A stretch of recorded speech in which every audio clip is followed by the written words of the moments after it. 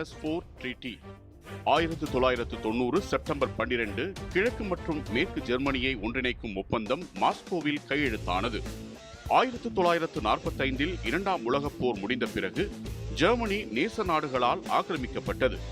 Soviet யூனியனுக்கும் மற்ற மேற்கு நாடுகளுக்கும் இடையே பனிப்போர் தொடங்கியதால் ஏற்பட்ட பதற்றங்கள் ஜெர்மனியின் பிளவுக்கு வழிவகுத்தன. அமெரிக்கா, பிரிட்டன் மற்றும் பிரான்ஸ் கட்டுப்பாட்டில் இருந்த பகுதிகள் இணைந்து மேற்கு ஜெர்மனியை உருவாக்கின. இது ஒரு ஜனநாயக முதலாளித்துவ நாடாக இருந்தது. சோவியத் யூனியனின் கட்டுப்பாட்டில் இருந்த பகுதி கிழக்கு ஜெர்மனியாக உருவானது. இது ஒரு கம்யூனிச நாடாக சோவியத் ஒன்றியத்தின் செல்வாக்கின் கீழ் இருந்தது. போரில் ஈடுபட்ட ஐரோப்பிய நாடுகளுக்கு உதவும் வகையிலான அமெரிக்காவின் மார்ஷல் திட்டத்தின் உதவியுடன் மேற்கு ஜெர்மனி விரைவான பொருளாதார வளர்ச்சியை அடைந்தது. மக்களின் வாழ்க்கை தரம் உயர்ந்தது.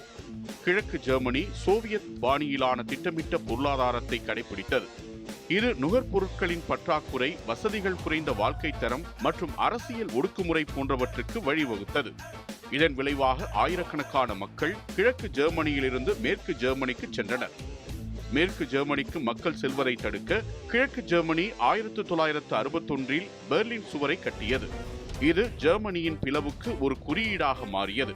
கிழக்கு ஜெர்மனி மக்கள் தங்கள் உரிமைகளுக்காகவும் பயண சுதந்திரத்திற்காகவும் தொடர்ந்து போராடினர். 1989 நவம்பர் 9 அன்று கிழக்கு ஜெர்மனி திடீரென பயண கட்டுப்பாடுகளை நீக்கியது. ஆயிரக்கணக்கான மக்கள் சுவரை கடந்து சென்றனர். இது ஜெர்மனி மறுசீரமைப்புக்கான பாதையை திறந்தது. பெர்லின் சுவர் வீழ்ச்சிக்கு பிறகு ஜெர்மனியை மீண்டும் ஒன்றிணைக்க பேச்சுவார்த்தைகள் தொடங்கின. கிழக்கு ஜெர்மனி மற்றும் மேற்கு ஜெர்மனி ஆகிய இரண்டு நாடுகள் 4 நட்பு நாடுகளுடன் பேச்சுவார்த்தை நடத்தியதால் இது 2+4 பேச்சுவார்த்தை என அழைக்கப்பட்டது.